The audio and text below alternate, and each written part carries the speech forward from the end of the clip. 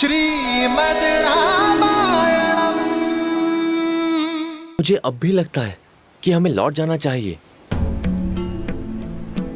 और जो भी सूचना हमारे पास है वो श्री राम को जाके देते हैं। यहाँ पर रह के समय व्यर्थ करना अनुचित है।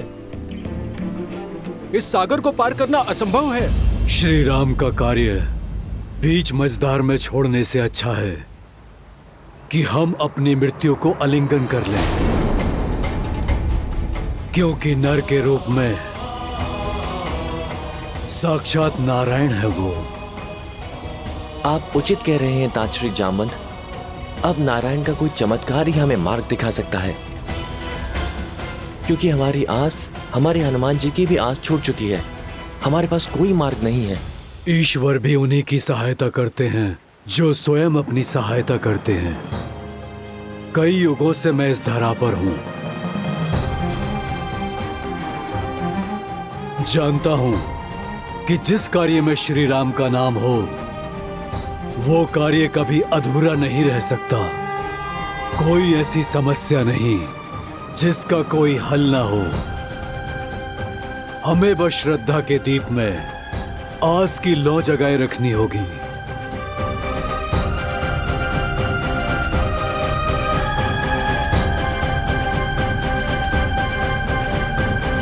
स्वामी, आपका अंश अवतार हनुमान आशा खो चुका है। अब उसे स्वयं से कौन मिलवाएगा? कौन उनका साक्षात्कार उनके ही बल से करवाएगा? जामवंत, क्योंकि हमारी रचाई इस लीला का सबसे अधिक बोध उन्हें ही है। जीवन और इतिहास के ज्ञान का अद्भुत समन्वय है जामवंत। वो जामवंत जो स्वयं ब्रह्मदेव के मुख से वृक्षों के राजा बनकर प्रकट हुए थे। तो श्री राम की कथा में जामवंत की और भी भूमिकाएं? हाँ देवी, आने वाले इस धर्म युद्ध में जामवंत श्री राम के सहायक, उनके मार्गदर्शक बने। पिछले कई युगों से भगवान विष्णु के राम अवतार की प्रतीक्षा में थे जामवंत। स्वयं को इस पावन उद्देश्य के लिए तत्पर कर रहे थे जामवंत। युगों से? हाँ देवी, जामवंत कोई साधारण वृक्ष नहीं, नारायण के हर रूप, हर स्वरूप के साक्षी रहे। फिर वो चाहे बराह अवतार से लेकर नरसिम्हा अवतार हो, या फिर समुद्र मंथन से लेकर वामन अवतार तक, जामवंत इन सभी घटनाओं के साक्षी रहे। जब भगवान विष्णु ने वामन अवतार में असुरराज महाबली का दमन किया था, तब 21 बार भगवान वामन की प्रदक्षिणा देने वाले जामवंत ही थे। और अब राम अवतार में, राम रावण युद्ध में श्री राम के गुरु बनकर उनका मार्गदर्शन करने का दायित्व भी जामवंत ही संभालेंगे। श्री रामचंद्र कृपालु भजु मन हरण भव भय दारुणम। नव कंज लोचन कंज मुख कर कंज पद कंजारुणम। सिया राम, सिया राम, सिया राम, सिया राम। आदर्श और मर्यादा की है ये कथा महापावनम। काट मद श्री से मिला दे श्रीमद् रामायणम। श्रीमद् रामायणम। सिया राम, सिया राम, सिया राम, सिया राम। भला हमें से लंका तक कौन जा सकता है? इतना सामर्थ्य तो हम में से किसी में भी नहीं है।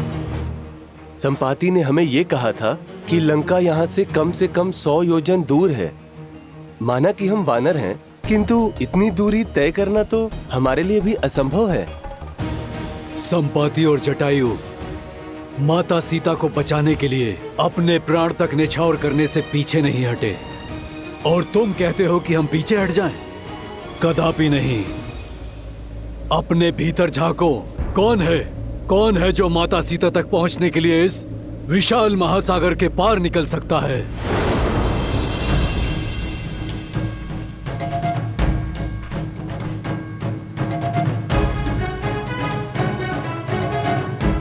जामुन जी, मैं 20 योजन तक छलांग मार सकता हूँ। मैं 40 योजन।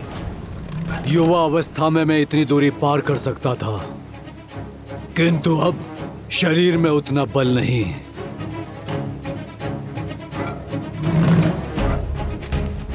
मैं करूंगा ये प्रयास।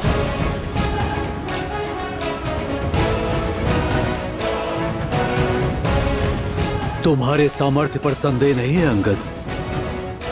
मुझे ज्ञान है कि तुम वहां तक पहुंच तो जाओगे, परंतु वहां से लौटने की शक्ति शेष नहीं बचेगी। और फिर तुम युवराज हो, तुम्हारी रक्षा हमारे लिए आवश्यक है, और तुम्हारा यहाँ सेना के साथ रहना भी आवश्यक है।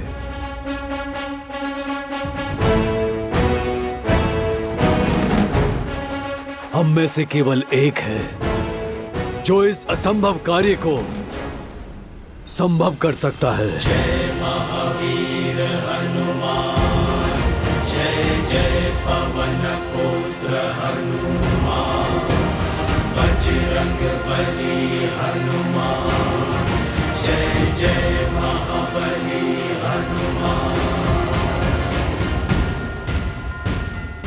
जामवन जी, कहीं आपका संकेत मेरी ओर तो नहीं? नहीं नहीं ऋक्षराज, मैं ये नहीं कर सकता। इतना सामर्थ्य नहीं है मुझ में। सामर्थ्य है पर बोध नहीं है, बल है। किंतु तुम भूल चुके हो, बुद्धि में तुम्हारा कोई सानी नहीं है। पर्वत को मसान की भांति मसल देने की शक्ति है तुम में। तुम भूल गए कि श्री राम ने क्या कहा था? क्योंकि ये यात्रा केवल सीता की खोज की नहीं, तुम्हारे स्वयं को खोजने की भी है। पात्र हो पर परिचय नहीं है अपना। अपना परिचय जानते हो ना हनुमान? हाँ, मैं हनुमान हूँ, महाराज केसरी और माता अंजना का पुत्र हनुमान। किंतु हनुमान की पहचान और भी अधिक भव्य है। आ जाओ सब, हनुमान के जन्म की गाथा सुनाता हूं। उन्हें उनकी वास्तविकता का बोध कराता हूं।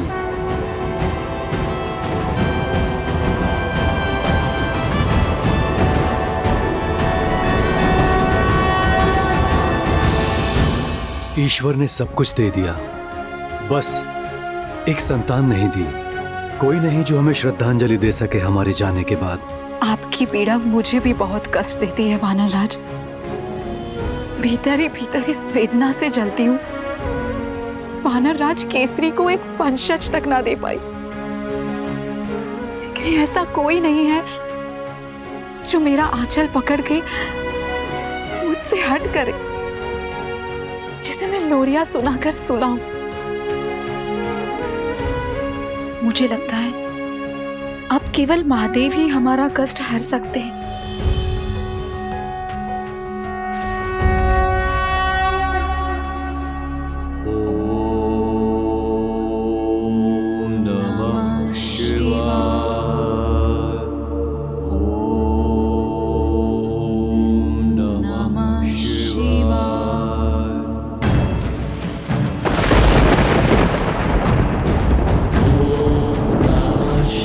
केसरी और अंजना पूरी श्रद्धा से तप में लगे रहे। पूरे 12 वर्षों तक उन्होंने कठिन प्रार्थना की, आस का आंचल नहीं छोड़ा, और उनकी दृढ़ता ने महादेव को प्रसन्न कर दिया। वायुदेव, कृपया प्रकट हो। प्रणिपात महादेव, प्रणिपात माता। आदेश करें, इस दास का स्मरण कैसे किया आपने? क्या अपने वेग में कोई भूल तो नहीं हो गई मुझसे? भूल नहीं हुई, संसार का भला करने का अवसर मिला है आपको। एक बड़ा दायित्व सौंपने के लिए आपको यहाँ बुलाया गया है। महादेव की सेवा करके मैं धन्य हो जाऊंगा।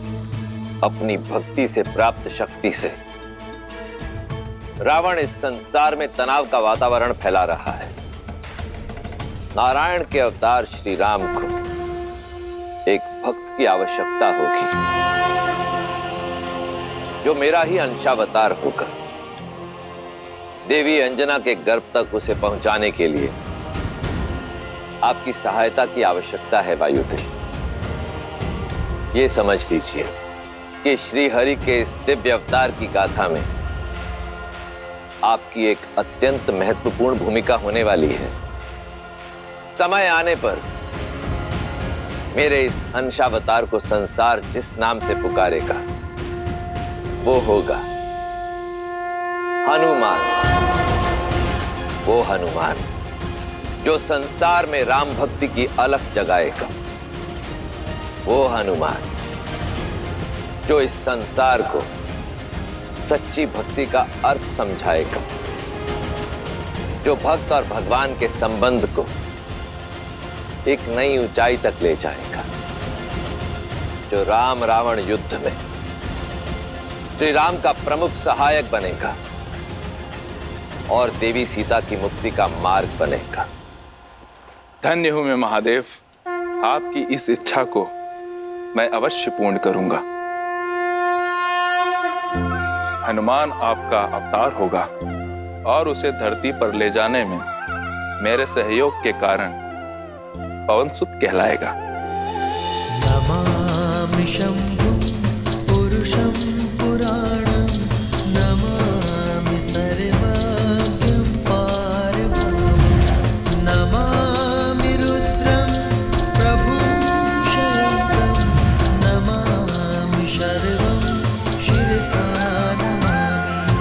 जय जय जय शंकर उमा महेश्वर। जगत कल्याण का मार्ग तुम्हारी प्रतीक्षा कर रहा है हनुमान। तुम्हारे बल का आभास कर सकता हूं मैं हनुमान।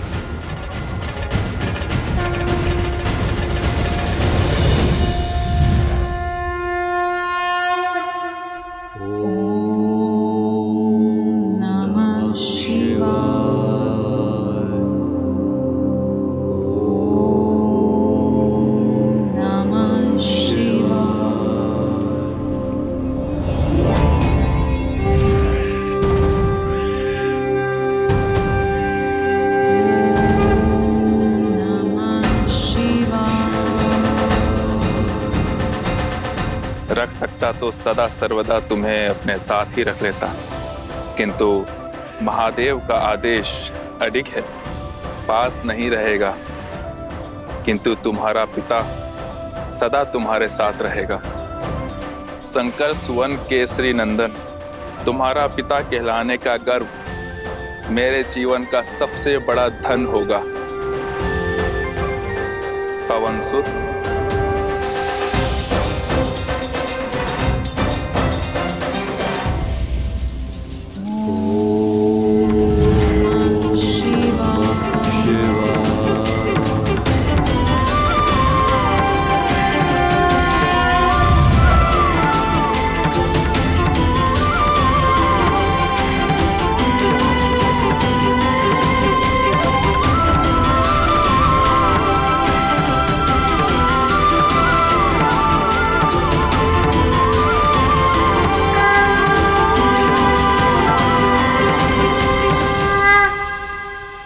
तो मेरा जन्म महादेव की इच्छा से हुआ।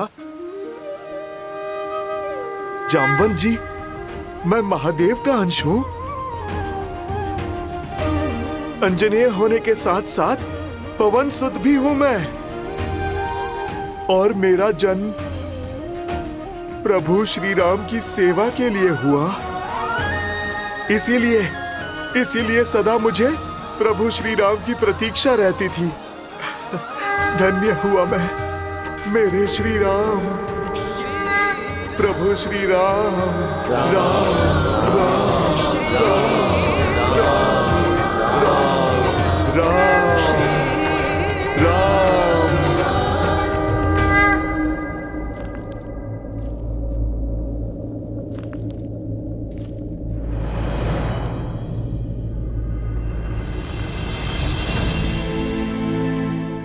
चिंता ना करें मित्र, हनुमान जो दायित्व लेते हैं उसे वो अवश्य पूर्ण करते। बस वही एक आशा शेष है मित्र, यही ना टूटे। मित्र, मैं आपको कुछ दिखाना चाहता हूं।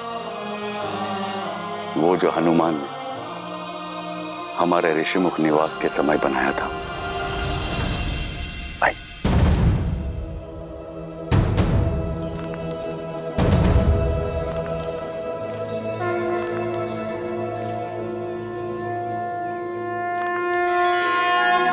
मेरी मूर्ति ये हनुमान ने बनाई है मेरे लिए?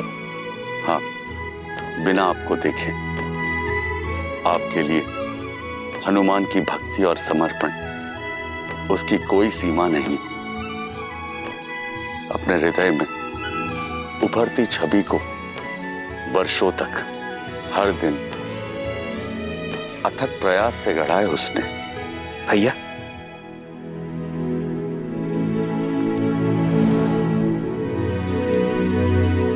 देखो लक्ष्मण, हनुमान ने मेरे लिए ये प्रतिमा बनाई है।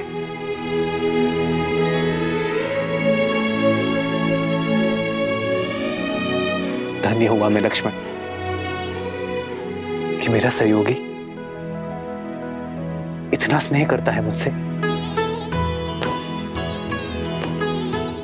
जिसका मुझ में इतना विश्वास हो कि बिना मुझसे भेंट की, बिना मुझे देखे समर्पण से इतनी बड़ी प्रतिमा बना डाली। वो मुझे कभी निराश नहीं करेगा लक्ष्मण। उसके विश्वास ने मुझे नई आस दी है लक्ष्मण।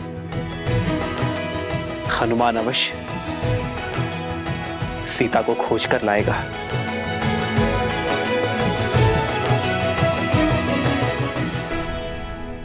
अपने जीवन का उद्देश्य तो जान गया, परंतु उसे पाने का मार्ग कैसे ढूंढूं? ऋक्षराज, इस महासागर को लांघने का सामर्थ्य मैं कहां से लाऊं? सूर्य कभी नहीं पूछता कि अपने अंदर उजाला कहां से लाए। इस तुच्छ सागर को महासागर कह रहे हो तुम कदाचित भूल रहे हो, अपने बाल्यकाल में तुमने बहुत ऊंची छलांग लगाई थी। इतनी ऊंची छलांग कि ऐसे सहस्त्र समुद्रों की दूरी उसमें समा जाए। सहस्त्र योजनों की छलांग लगाई थी तुमने हनुमान। वो छलांग जिसने केसरी नंदन मारुति को हनुमान बनाया।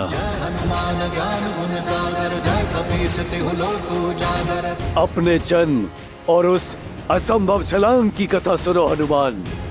अपना बल, सामर्थ्य और स्वयं का परिचय पा जाओगी।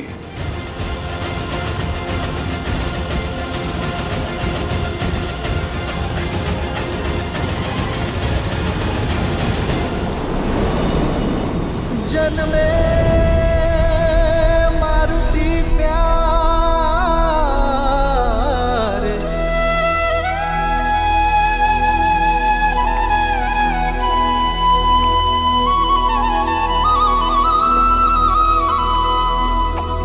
जन्मे मारुति प्यारे।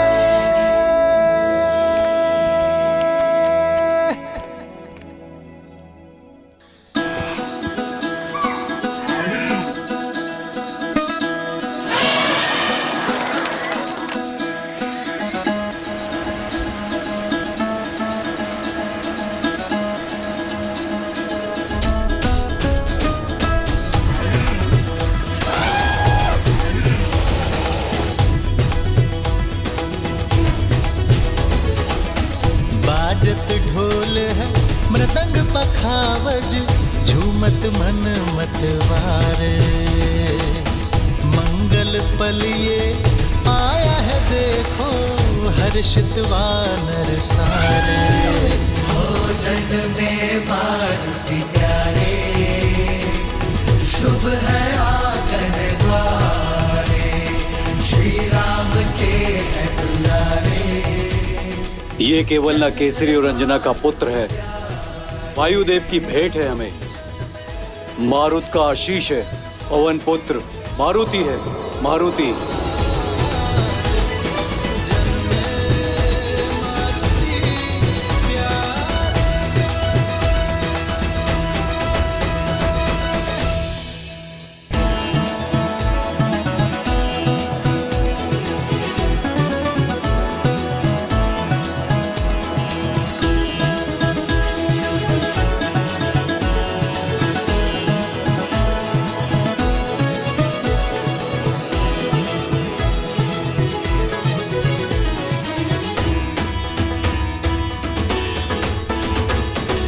सूरज सा मुकदम के चंचल नटखट नैना, तू भगवान का रूप है तुझसा भक्त कोई ना।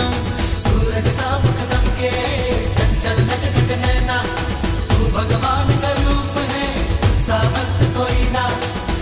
देखो तुझे सुर नर मुनि जन जाए वारे वारे। बाजत ढोल मृदंग पखावज, झूमत मन मतवारे। मंगल पल आया है देखो, जन में मारुति प्यारे। हो जन में मारुति प्यारे, शुभ है आंगन द्वारे। श्री राम के हैं दुलारे, जन में मारुति प्यारे।